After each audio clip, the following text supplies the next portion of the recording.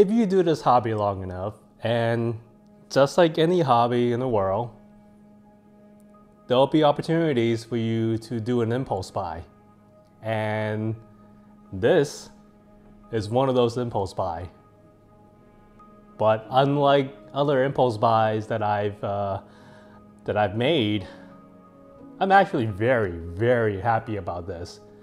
And in this video, I'm gonna tell you more about the Star Adventurer GTI from Skywatcher and why, despite having the original Star Adventurer Pro, why I decided to go ahead and purchase this brand new mount as well.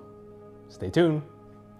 Okay, so I figure I would start this video by talking about why I decided to purchase this brand new Skywatcher Star Adventurer GTI, despite, as you can see, already owning the original Star Adventurer Pro.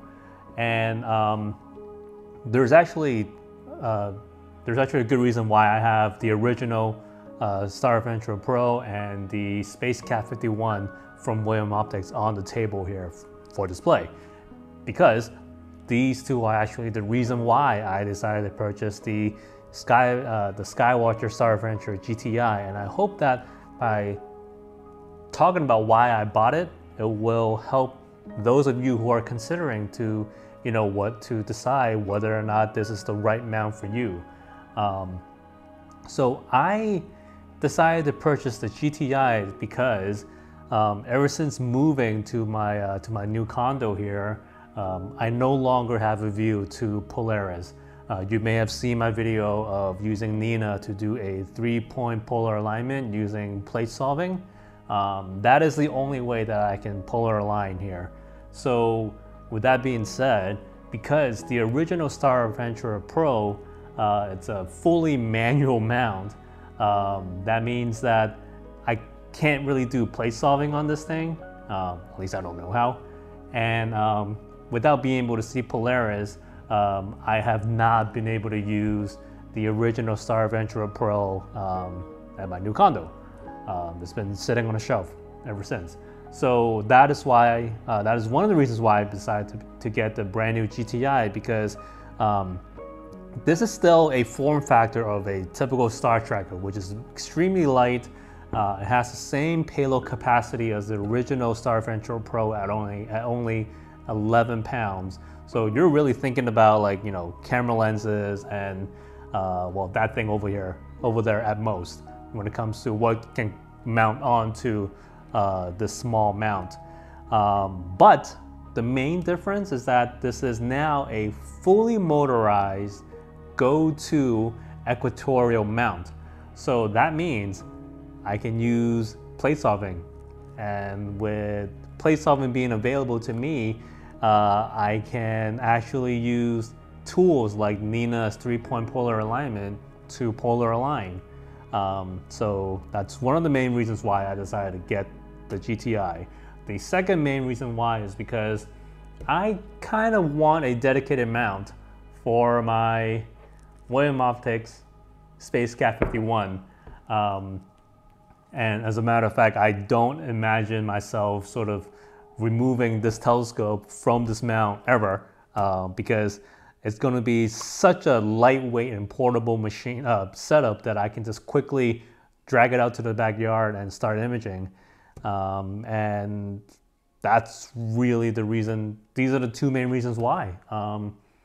Because I needed something that can, that is fully computerized and can do plate solving, and also I kind of wanted a mount that is just sort of dedicated for my William Optics Space Cat 51. Now, I have said in the past that the original Star Adventurer Pro is one of the best mounts that you can use if you are a true beginner, because of its manual nature. It forces you to find, slew, and frame your own target in the night sky. So it forces you to learn where some of the main targets are, and helps you develop a roadmap for the night sky. Despite what I'm gonna say in this video and my thoughts about the GTI, I still think, and especially if you have access to Polaris, that the original Star Adventurer Pro is a better mount for learning. And people may or may not agree with this, but you know, for me, when I'm learning a new hobby or learning anything new in general, I want to do as much of the process as I can on my own. And so this mount allowed me to do that, and it helped me, you know, sort of form a roadmap of where things are in the night sky. I don't know all the objects, but because I was able to learn where some of the main targets are by finding them on my own, I kind of have a good idea of the roadmap of the night sky. So that is why, despite what I say in this video, and especially if you have access to Polaris, I still think the original Star Adventurer Pro is the best learning mount. However, if you're in a situation like me where you don't have a view to Polaris, then this is a pretty awesome option. Or if you are, you know, you're more advanced, you're kind of tired of finding your own object, you want something that is fully computerized but still very light and very portable, the GTI is for you.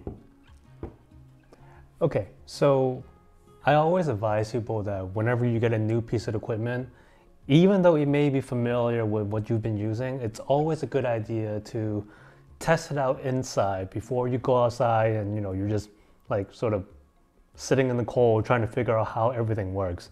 And that's what I'm going to try to do right now and sort of demonstrate to you how easy it is to connect the GTI to your computer. Now, I may have said this in the past in my other videos, but I will always prefer a hardwired connection over a wireless one.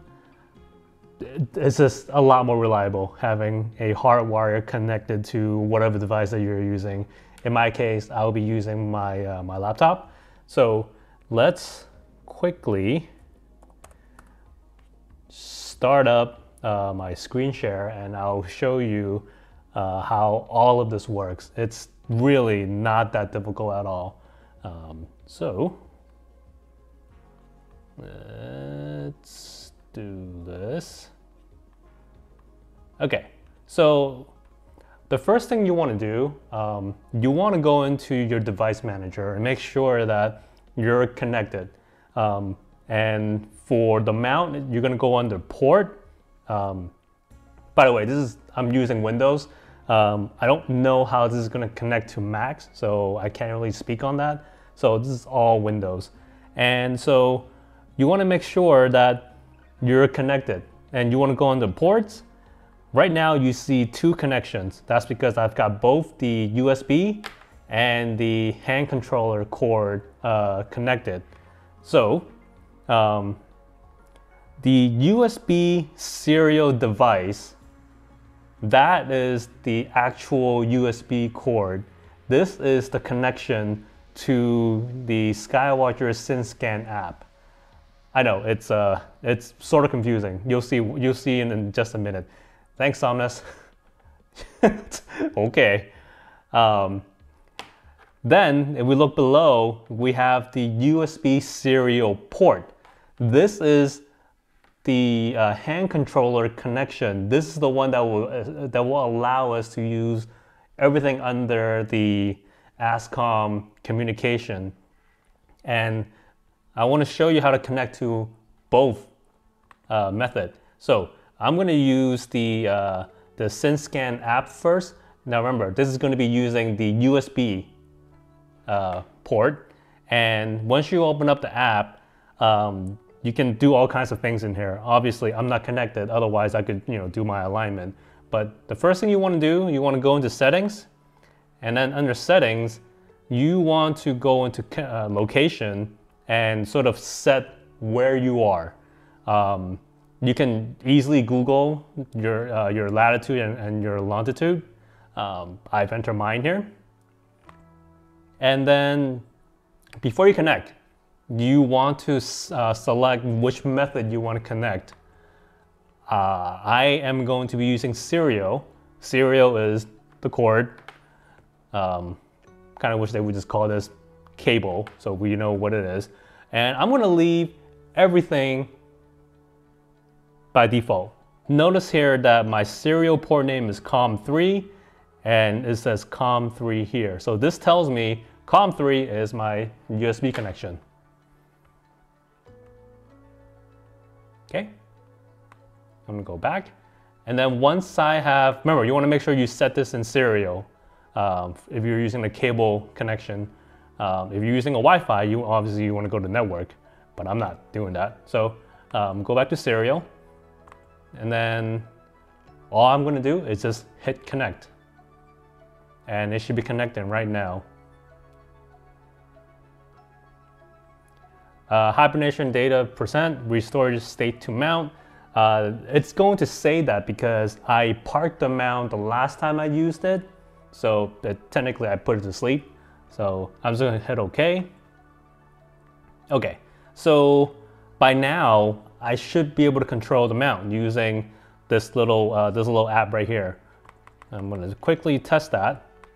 And I'm moving it. Hopefully you guys can see on the video, but you can definitely hear it. This thing is kind of loud.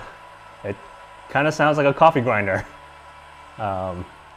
Okay, so now that I've established connection, the other thing I want to show you is, let's say that you don't want to use a SynScan app to do your imaging. Let's say that, like me, you're used to using something like Nina, or maybe you're used to using APT. But I'm going to show you using Nina because that's what I'm familiar with. If you go to Nina, you can still control the mount using Nina. All you need to do is if you go under telescope, there should be something called SynScan app driver. Just pick that and connect.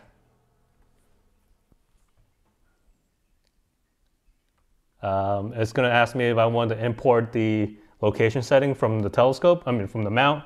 I'm going to say do not sync right now. And just like that, you should be connected. You should be able to control the mount using Nina. And to prove that, there it is. So yeah, so everything works. I'm gonna park it. Okay, so once again, because I parked it, it's gonna say, oh, it's in hibernation or whatever. So I'm gonna press OK. Now, that's the connectivity using the SynScan app. And you can see here, once I've connected, I can do my 1-star alignment, 2-star alignment, 3-star alignment, or I can just find my object. I'm gonna say M31, Andromeda Galaxy. And so the SynScan app is pretty good. You can use it to do all your imaging. But what if, sorry. However, I do want to show you this, and this is the problem that I was having with the SynScan app. And the reason why I say I don't really prefer it, because I prefer to use all things underneath the Ascom communication language. So if I go to Nina and I go to Flat Wizard, this is how I usually take my flats. And Nina has a way to sort of position the telescope so that it's pointing straight up at zenith, so you can put your lighting device on top of the telescope to do your flats. However, if I were to do this, oh, telescope is parked. Okay, thank you.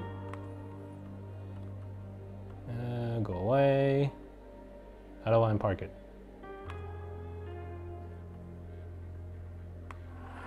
Okay, shouldn't be parking anymore.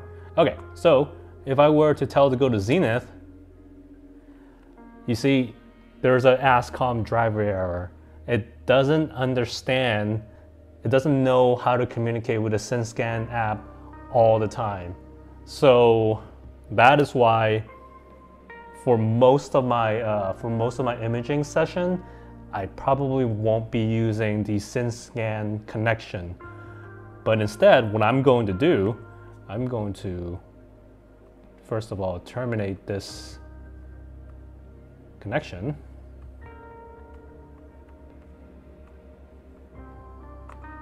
Terminate. And then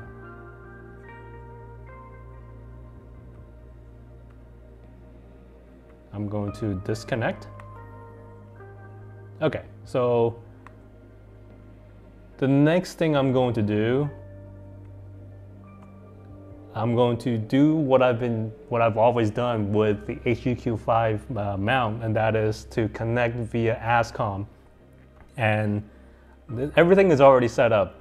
And that's why I deliberately got this cable. This is the RJ45 cable. Let me unplug it right now.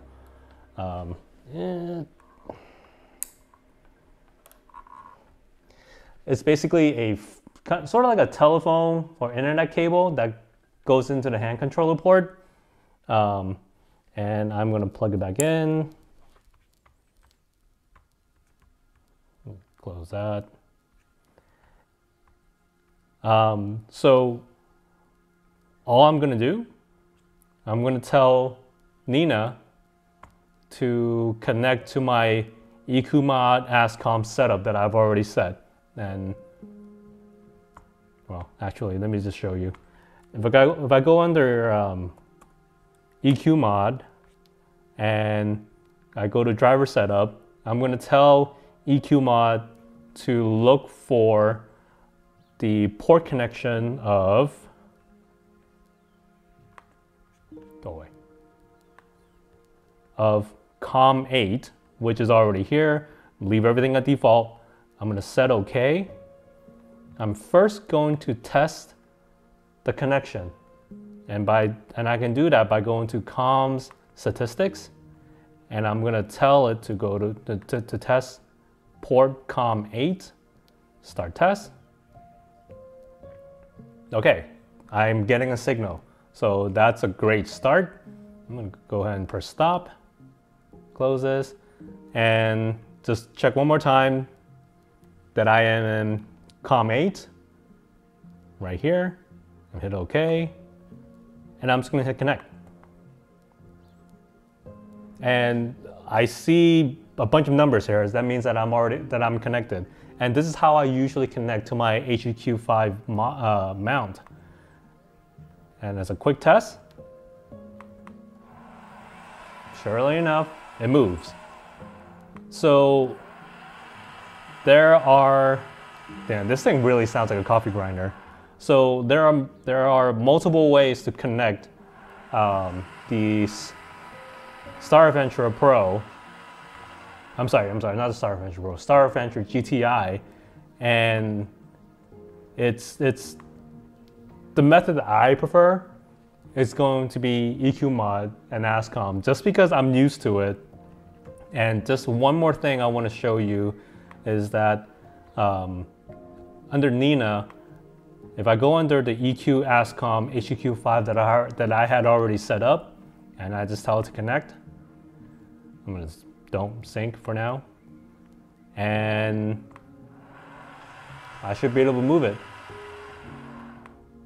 So let's see, and just as a test, I'm gonna go back to Flat Wizard, and I'm gonna tell it to go to Zenith. And there you go. So I wasn't able to do this with the SynScan app. Oh my God, I'm gonna tell it to stop because it's really loud. Yeah, so I wasn't able to do this with the SynScan app, but now that I've connected via the typical Ascom communication, I can do everything under the world of Ascom and EQMod, and I just find that a lot more convenient at the moment compared to SynScan app. Again, it's very possible that maybe I don't know what I'm doing, but you know, for now I'm gonna stick with what I'm familiar with and just use the Ascom connection and do my imaging session from there on. So, okay, I'm gonna pack all this up and start setting up outside for tonight's session. Hopefully the weather will stay clear.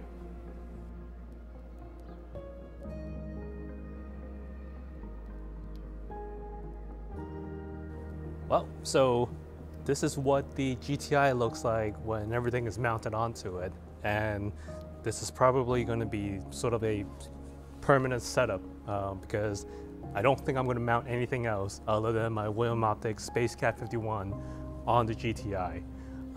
I've got my dedicated Astro camera, the KHY 247, which I'll talk about in another video, but I'm still pretty new to that camera. And I've also got my 50 millimeter guide scope. Now, technically, because this is still just a very lightweight equatorial mount with a maximum payload of 11 pounds, I really shouldn't be using a 50 millimeter guide scope, but I can't find my smaller one, my 30 millimeter guide scope. So this will work just fine for now, but eventually, once I find my other guide scope, I will be using the smaller one, because with the Space Cat 51 at 250 millimeters, I don't need a 50 millimeter guide scope. I can get away with a much smaller one, and because I want to save more weight on this mount. So so this is what it's going to look like, pretty much for the rest of its life, and obviously, it's the next night because I've stopped filming last night. Because last night sort of became a nightmare as far as astrophotography was concerned. I kept running into problems one after another, and as soon as I solved one issue, another one randomly popped up, and I literally spent probably close to 3 to 4 hours out here just plugging away, solving issues left and right. And I don't even know why that is, because I'm not really using anything different. Yes, I am using a new mount, but the way that it connects to my computer is the same as all my other mounts. And the issue wasn't actually the mount itself. For whatever reason, I couldn't place solve. And then after hours of like trying the same thing and then messing with a whole bunch of settings on my computer and then restarting my computer, nothing worked until I went ahead and swapped out the the optolong L Pro filter that I typically use when I need to plate solve for polar alignment, because the broadband filter will allow for more stars to come through versus a dual narrowband filter that I would eventually swap in to take my images. But for whatever reason, that filter it didn't work for some reason. It was giving Nina all kinds of weird looking photos. And so after hours of messing around, I essentially said, forget it. You know, I'm just gonna image. Maybe my polar alignment isn't spot on, but I'm gonna image anyways. So I swapped in the optolong L Ultimate, which I'm still trying out, and just for the hell of it, at around like 1 a.m. I decided that, you know what, let me see if I can plate solve with this for a proper polar alignment. And to my surprise, despite only, you know, picking up just a few stars in any image during the polar alignment, I was able to polar align. So then as soon as I swapped in the new optolong L Ultimate filter, my night got going. But after that, there came another problem. Like, for some reason, the mount was slew into a totally different direction. And then once again, I had to reset the whole thing. And long story short, I don't think I started imaging until 2 a.m. And that's why I didn't film myself, because I was just problem solving left and right. And I'm sorry you didn't get to see any of that, but I don't think you want to see me problem solve or just sit here and sort of like brood and just be mad at the world. But I hope that, you know, by the end of this video, I'm gonna have a pretty decent picture for you to really showcase, you know, what the Skywatcher Star Adventurer GTI can do, because I think this is a very, very awesome piece of equipment. It's so light and portable, and you know, if you're into wide field astrophotography and you're willing to stay below, say, 300 millimeters of focal length, and you like using camera lenses and you like using small refractor like the redcat 51, I think this is going to be an awesome mount. And so yeah, hopefully you enjoy that. I am going to keep using this a lot more. I'm super looking forward to this, because I've always wanted sort of like a dedicated mount for the William Optics Space Cat 51. So I hope you guys will like it. And yeah, if you guys see a picture tonight, then my session is going well. So I'm gonna hope for the best, because last night was a freaking nightmare. Anyways, I hope you like that, and I hope that this helped you decide whether or not the Skywatcher Star Adventurer GTI is a good option for you. Let me know what you think in the comments, and I'll see you guys next time. Take care, guys.